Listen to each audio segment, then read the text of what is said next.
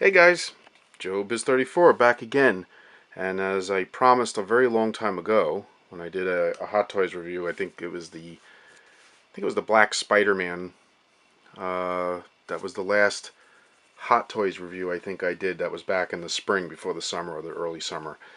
Um, but I promised a review of the Mark 1 version 2 when it came out, and I finally got it. Um, Once again, I picked it up from my friend Matt from Unmasked, the store in Millburn, New Jersey. And he actually got him in yesterday, which was Thursday. I'm filming this on Friday night because I didn't get to his store till today to pick it up. But this is a whopper. This is a nice figure.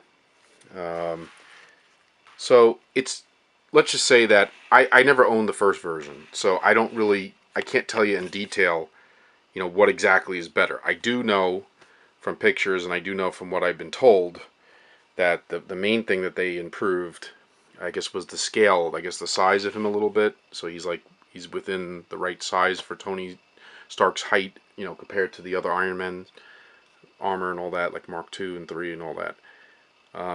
Also the sculpt. Now the nice thing is you can display him with his helmet up, and once again I don't know if you could do it with the old one. I'm assuming you can. I can't compare because I never owned it. So there's his head sculpt. I mean, definitely a great, right up there with the Mark IV and the Mark VIs and the Tony Stark head sculpts they've been releasing lately. I mean, this is right up there with quality as far as the look. They got it looking pretty good, and that's awesome. So it's easily, it's nice because you don't have to swap the head. If you want to display him showing his face, you just flip it up. If you want it with the mask on, you just flip it down, and boom. This is unbelievable, this figure. I mean, look at the markings on the plate. I mean, the detail is fantastic. Now, I've seen pictures of the original Mark 1, and I know that it had great detail, too. So, like I said, I'm only judging this figure. I don't know if this has added detail, if it's, anything that different beyond the head sculpt. It does have the lighting effect, which is the chest and the left arm, and I'll show you that in a minute. The base is great. The base is fantastic. It's got like little scrapple in the rocks, like in sand. And check this out. This is such a nice touch. It has one of his Stark Industry missiles that caused him to get injured in the beginning of the original Iron Man. And it says Stark Industries right on it, and it's great. I'll turn it this way. Look at that, Stark Industries. That's awesome. I'll give you a little. I mean, I got them on the stand. It does come with the typical Hot Toys stand, the pole that goes into the base, so that's nice. They don't give you a normal base. This is the base that it comes with. So they don't give you a two. It comes with this, which I'm fine with. I like this. I love this base. I don't really care. Look at that. And there's the back of him. Once again, look at the weathering and the detail. Unreal. I mean, the wires and the gadgets. I mean, it's great. Now, for this, there's a button right here. Now, I'll show you. If you press it, let's see, did I turn it on? Yep, I'm going to have to press it harder. Okay, so now I turn the lights on. So the button, if you can make it out on the camera here, I'll turn it this way so you can see with it. So the button to turn the lights on is right there. And it's kind of similar to the way the T600 Terminator is, where it's just a button instead of like the little switches that normally Iron Man has. Once again, don't know if that's the same as the version 1, but that's what this is. Now, the tricky thing that I'll show you guys, and I may be doing somebody a big favor with this one because I didn't really get the instructions at first, and like I said, maybe it's the same way they hid the batteries in the first one. So if you had the first one, you may already know this, but right here is this little compartment right here is where the batteries are. It's 3 little lithium batteries, like little watch batteries, and you have to twist it to the left. I'm not going to do it now because I don't want to disturb. The lights are on now, but you twist it to the left on the bottom, and then it comes out. Now, at first, there's a clear plastic wrapping that's like around it, and you have to kind of pull that off. Which the instructions didn't really make that clear. I just kind of had to use common sense to figure that out myself. And then there's a plastic tab that you pull out, like you typically would see with the other Iron Mans. And then once you put it back in, then the button works. So if you don't take that plastic off and remove that tab, you're going to think like the batteries are dead or something. But that's how, and don't pull it all the way. It comes out only so far, and it's connected. So if you yank it, you can break it. So don't do that. All right. So that's that. So anyway, there he is in all his glory with the lights on. Now the other funny thing is that the instructions say, I'm going to turn the light off so you can kind of see the lighting. Look at that. Nice. Now, like I said, the other weird thing that the instructions say is that they tell you in the instructions, which is kind of weird, that the orange light is more powerful than the chest light. And they said through time the chest light will dim, which may be true, but every Iron Man I have owned, I mean up until, every single one, Mark II, the Mark IV, the Mark V, the 6, 3, whatever, the original Mark II, to me, the chest light is always the brightest thing out of all the lights on the armor. The lights are always more powerful on the chest than it is the eyes, the hands, and everything else. And I think on this case, it's still the same thing. I mean, they're saying in the instructions that the glare is more on the orange light, but I mean, look at that. Does that look like that to you? Plus, news that I didn't really notice before. I don't know if they say this in all the instructions, but it actually says in the instructions, do not look directly into the chest light, which I just made you do. But it says do not look directly into the chest light because it could be harmful to the eyes. I'm like, okay, good to know. So anyway, as far as accessories goes and the extras and all that, there really isn't a lot to the figure, but there really doesn't need to be. I mean, it is what it is, It is the Mark 1. It's, it wasn't anything fancy yet. He like I said, the box is typical. It's a nice box. I'll show you the outside of it. That's the like the inner box. Okay. All right. It says the Mark 1. It says Stark on it, and then it's covered with this box over it. This piece that kind of goes over like a silver, so it's kind of cool. I know it's not as cool as the original one, I guess, that had the like the crate and stuff, but it's cool, and it is cool when it's like one piece. You can't get the full effect right now. Now, as far as accessories, it doesn't come with a whole lot. It has it comes with the extra fist hands, so you could swap out his relaxed hands with the fist hands for each one. This one's got like a metal plate on it. Okay. And the stand, of course, and this.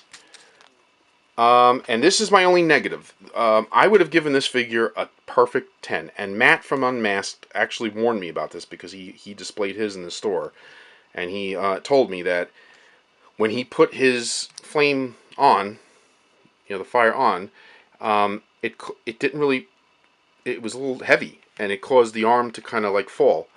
And you don't have as much fluctuation. I mean, you can move the arm up. I mean, you see, like, you don't really have a lot of range. I'm not going to, like, one hand it's tough, but you can go up so far, but because of the armor, it's a little restricting. And he warned me about that too with his, and I had the same issue. So Matt, if you're, when you watch this, mine did the same thing, so it's not just yours. I mean, it's kind of similar to the Spider-Man system where you kind of put it on the wrist, but it's cool, but it doesn't really. It is a little heavy for the arm. I mean, I'll play with it. Maybe if you fuss with it, fuss with it a little bit, maybe you can get it to work better. I don't know. But other than that, I mean, this figure is fantastic. So I would give. I mean, honestly, as far as detail, as far as what it represents, I give this figure.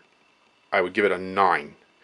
All right. I'm only taking a point off because really of just the flame, the flamethrower part kind of being a little unnerving to get it to kind of like hold up. That's the only negative, and it's not really much of a negative. And like I said, different people might be able to pose in different ways, and once I play with them more, maybe I can figure that out. Okay, but anyway, there he is, the Mark 1.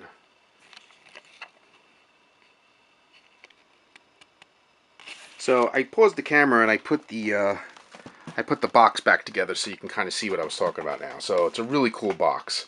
See, it has it's like 2-layered, which is kind of nice. So I got like no room. I got to clean up this area, but there you go. See. So it's kind of cool. So I just wanted to show that because it is a cool box. I mean, Iron Man, when they started doing the Iron Man from the second movie, they kind of started getting a little lazy with the boxes compared to like the original Iron Man that they came out with, like the original Mark III, the original Mark II. The boxes were like really nice. And then when they came out with like the Mark IV and stuff, as people know that collect Iron Man, the boxes weren't quite as good. Quite as, I mean, they're still nice, but they're not as involved. So I think this is like the best Iron Man box that they've done, in a while. So that's that. And I just wanted to warn you guys about one more quick thing. When you open this guy up, first off, he's definitely worth the buy. Like I said, I give him a 9, maybe even 9.5. Like I said, except for the little issue with the weight of the flamethrower. But other than that, I mean, he's perfect beyond that. I don't even care about the flame.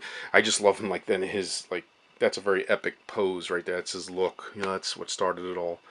But when you take him out of the package, I don't know why they did this, because maybe because he's big figure or something, or he's bulky. But usually, you could just take usually when you get a Hot Toys figure, you could just take him right out. But I started to yank at him, and I couldn't get him to out of the plastic. And luckily, I realized in time before I did anything like to break him or anything, is that he actually had twist ties around him. He had he had a twist tie on each leg. One of those little plastic twisties like you get like when you buy stores and toys, when you buy toys in like Toys R Us in the stores, and you have to like unscrew, like unravel the like the million twisties that are around the doll to get the thing out of the package. They did this with him. So there's two twisties on each leg, and then there was a twisty around his waist. So just be aware of that, okay? Because you can not realize, because if you're used to collecting Hot Toys, you're not maybe accustomed to that, which I wasn't either. And I realized that the thing, and because he's got wires and he's metal all over the place, that the twist ties kind of blended in, so it wasn't noticeable. You kind of have to take the top layer of plastic off, and then you have to take him, the tray that he's laying in, you have to like take that out, and then behind the plastic tray that he's laying on is where you can unscrew undo the twist ties. So that's just a little extra heads up, okay, for the fellow freaks and YouTubers out there that get this awesome dude. So once again, here's the last look at Mark 1. Thanks to Matt again from Unmasked for hooking me up. Like I said, I get all my stuff from him when it's like Hot Toy, Sideshow, whatever. And I know I always mention to look at his website, shopunmasked.com, and I still have it as my signature, but he's still working on getting that site up. So he did mention to me that if I was to give him a shout out again, to mention that he does have a Facebook page under Shop Unmasked. So the whole thing is actually, he even wrote it down. Look at that. So I would remember. I don't know if you guys can see it, but it says, let's see if I can zone in here. It's a little bright. Facebook.com/Shop Unmasked. Yeah, there you go. That's pretty clear. Facebook. I don't know if it's www. I don't know, but I'm actually not on Facebook yet, so I'm not really. I know about it, but I'm not. I don't use it, so it might be www.facebook.com. He didn't even know either. He wasn't sure. But if you're familiar with Facebook, you can go there, and then you could just look up Shop Unmasked. And he does do some business, and you can contact him through there if you want to talk to him or get to know him, or want to order something, buy something through him. So that's how I guess he's doing that's how he's taking care of his internet part until the website's ready. Okay. So that's it. All right. That's my spiel. That's my shout out to Matt. I like the guy, and I always want to give him credit. And he's responsible for, pretty much my poverty at this point. Just kidding. But but that's it. So until next time, I'll be back. I've been away for a little bit. I'm working on things. And I'm going to have some more stuff to show. And I've been commissioned to do a couple things too for a couple of guys. So, I'm going to be working on that. So, cool beans, it